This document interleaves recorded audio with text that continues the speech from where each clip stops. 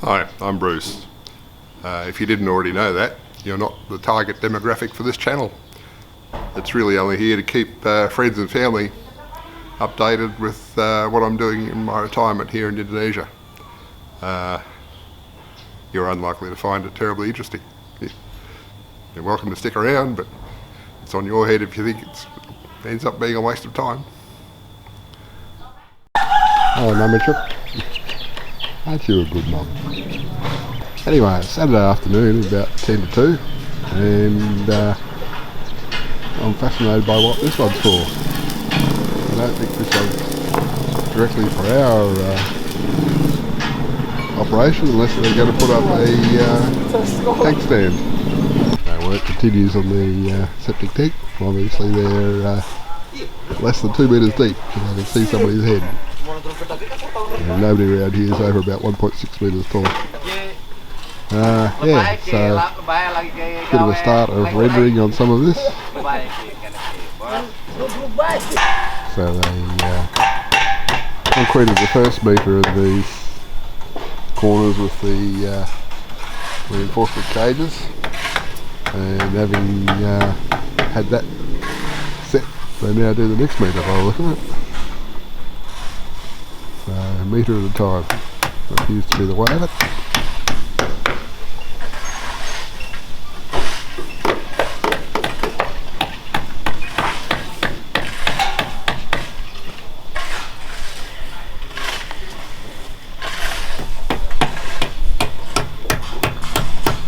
And now finishing up the surround for the well.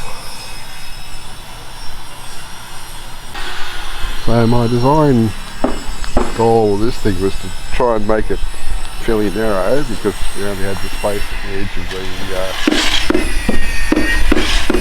the ice drying area here to work with.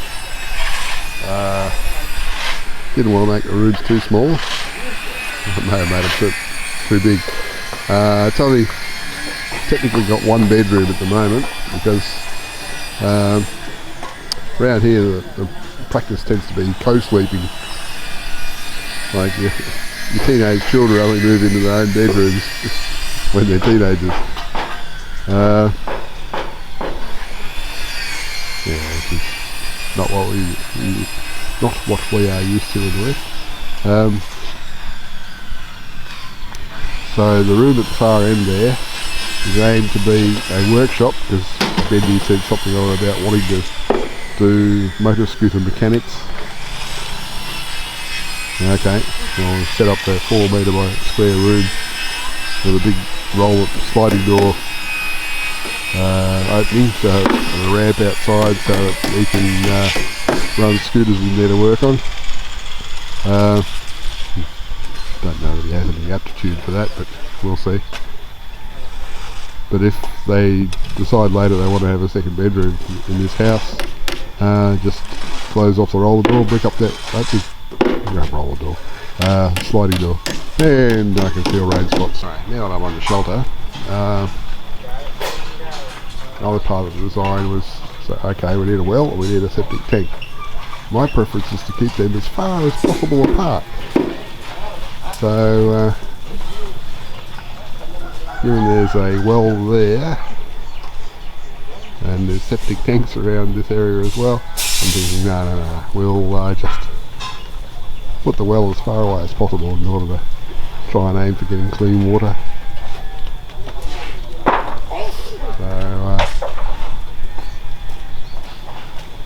So that's why it is the way it is. Johnny tells me this is for a water tank down near the well. Okay. Bit after 2 on Sunday afternoon, so I'd come and give an update. Temperature feels like temperature currently a fraction over 41, so not too bad by local standards. The piles of gravel and sand have greatly diminished.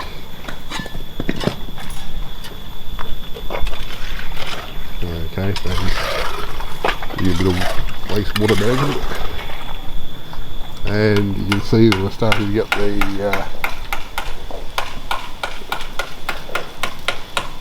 lintels for doors and windows are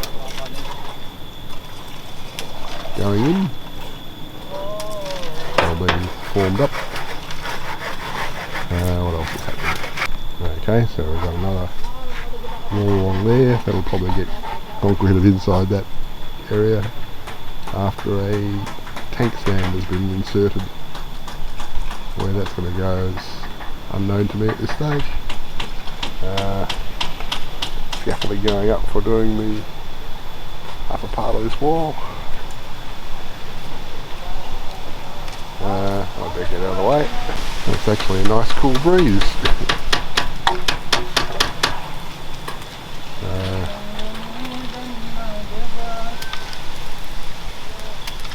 Yep, so 2 metre span there and over the back. You can see they've got the cage sitting there over the back where it's going to go.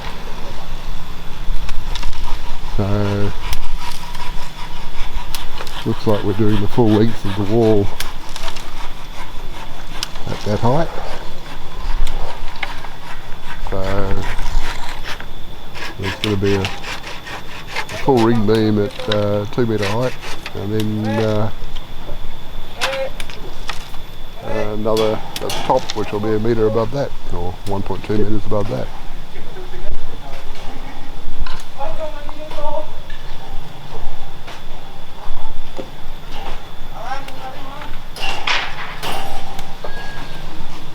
Yeah.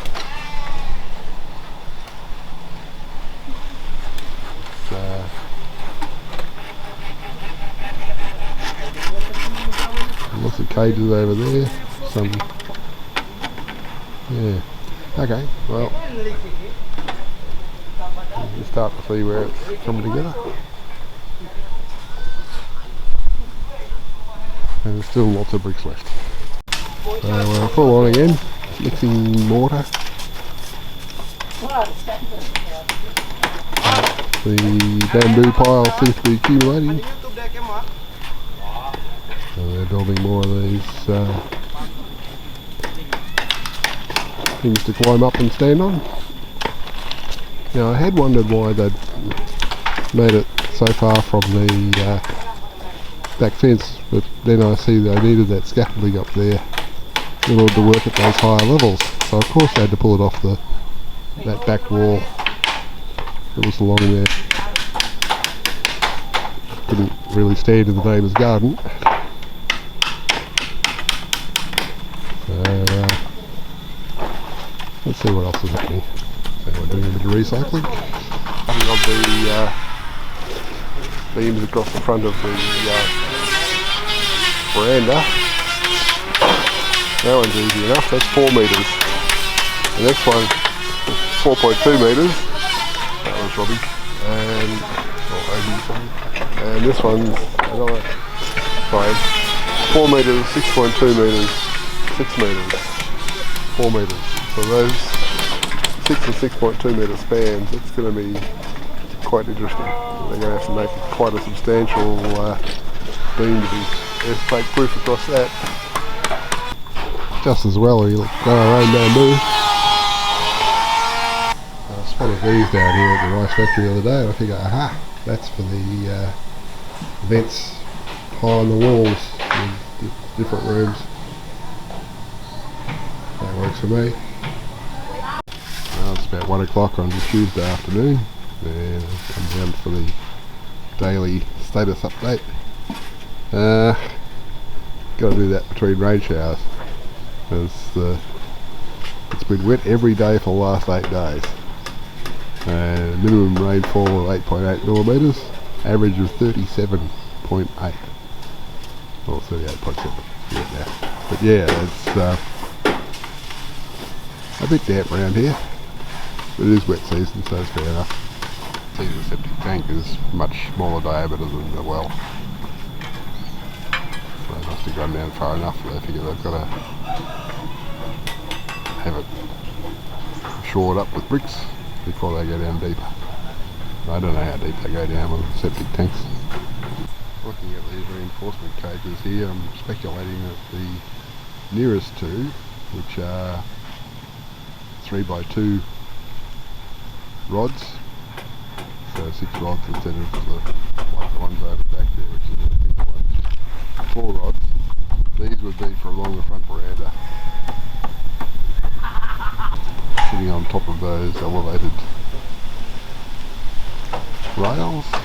You can see they're going to have projections out the front by the look of it. But there'll be water gutter along the front there, so the water, instead of pouring out down to the people stepping up onto the veranda, will actually get transported down to this end and possibly dumped in the well. So the tank's going to go over in the back corner by the look of it. Presumably if there's an earthquake and that tips over, it's not going to do any damage to the house. It was easy to see when the forms have been filled the first time, because you can see the dribbles of concrete on the outside. But Dadang's down there busily recycling the old formwork to make new formwork, which means it's pre-concreted. So I think we can say that no, those concrete forms have not currently been loaded. So you can see where the pipe comes into the septic tank from the house, and there's also a drain over there for overflow, which will go out to the other side of that wall and into the drain. Doesn't sound delightful, but that's as good as it gets. And they've got spaces around the wall there as well. Interesting. Cleaned the fill out of Karana's front yard, but we've still got sand and gravel here. Well, that's just great. My weather station's back online, and it has a tendency to go off periodically for a while. And I thought, okay, well, this morning they've been off most of the morning. I thought, okay, I'll go and change the batteries. Bad move. I was on the path down there, and the path was wet and slippery and slimy, and I went down hard and fell to my left where the jackfruit trees were, and we'd cut off limbs previously there to clear the path, and I managed to strike one of those cut off limbs with the side of my head. So I punched a stick into my head about, I guess about 20 millimetres in front of my left ear, and it went in about 5 millimetres deep as far as I can tell. Yeah, so I got up and brought myself back here, having abandoned the mission of changing the batteries, and here it is, saying I don't need a battery change, I'm working okay. So anyway, we're off to the doctor this afternoon to get my hole patched up and maybe get some antibiotics, because the stick probably carried some crud in there. But yeah, that could have been much worse. But God was a bit freaked out by it. Well, there's my souvenir. That went in about 5 millimetres deep. I don't know where it stayed focused. Okay. But yeah, not good. Well, I'm back from the doctor with some decoration.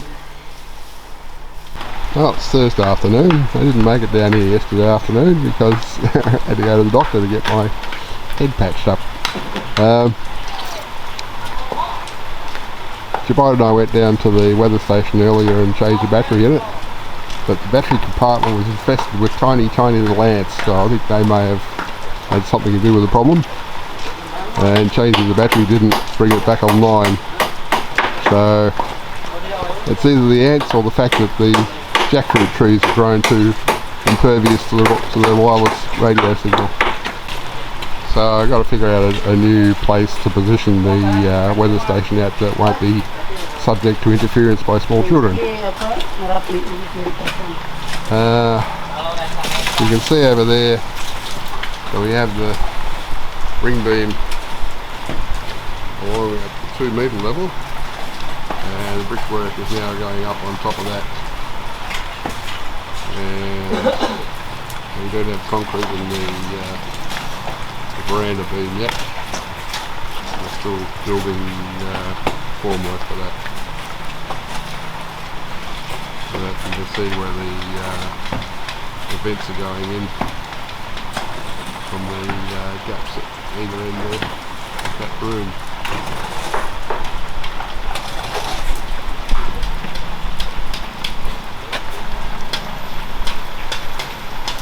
The work continues in the wet.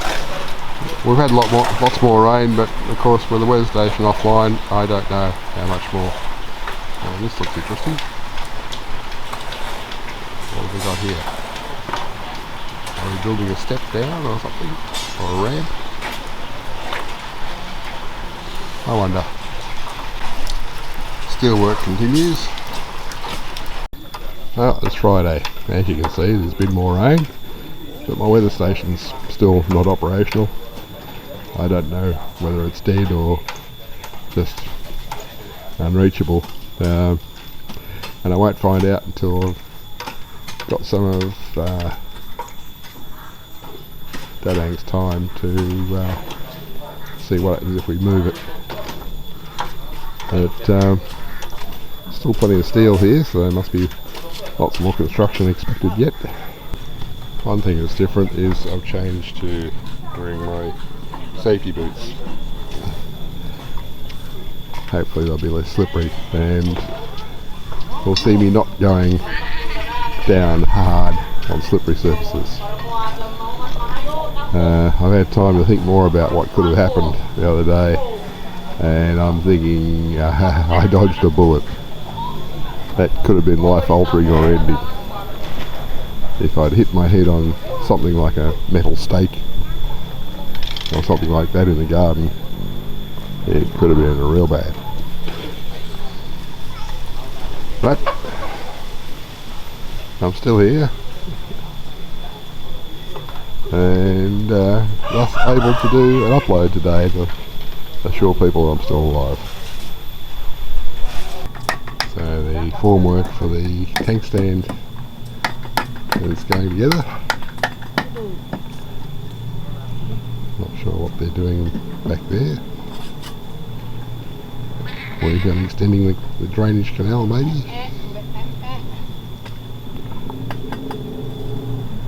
And we've got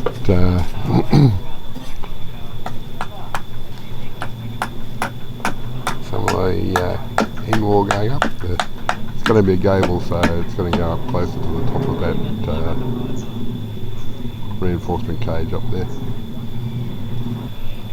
And we've got decent air vent holes over there, which will get those other concrete blocks put in them presumably to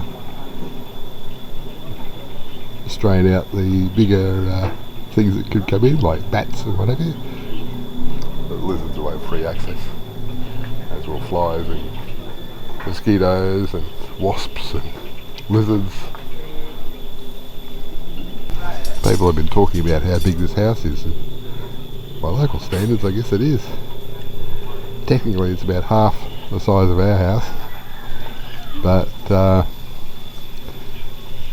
compared to the likes of the locals, I guess it is big, apart from the two-storey one over there and the one next to it.